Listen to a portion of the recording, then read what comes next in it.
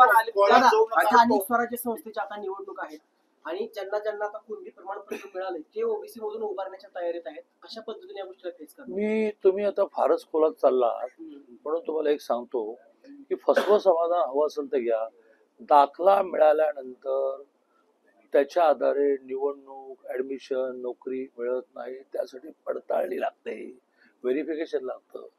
जे व्हेरिफिकेशन मिळताना सगळं बारीक बारीक बारीक बारीक पाहिलं जातं. बरेच दाखले समाधान मिळाला, कुणबी दाखला मिळाला पण व्हेरिफिकेशन मध्ये टिकत नाही. त्यामुळे लगेच ह्या दाखल्यावर निवडणुका लढवता येणार नाहीत. पण पुन्हा एकदा मुख्यमंत्री हे फारच पॉझिटिव्ह. जसं त्यांनी काल ऍडमिशनचं 6 महिने एक्सटेन्शन दिलं, 6 महिने एक्सटेन्शन देतील. पण 6 महिन्यानंतर का होईना जर नोंदी नीट जुळल्या नाही तर निवडणूक रद्द होईल. मी अगदी स्पष्टच सांगतो की जर 10% SCBC मध्ये पूर्वीच्या EWS मध्ये सगळं होतं, काय नव्हतं सांगू तुम्हाला? पॉलिटिकल आरक्षण. आता सगळी जी चालली आहे धडपड ती पॉलिटिकल आरक्षणासाठी चालली.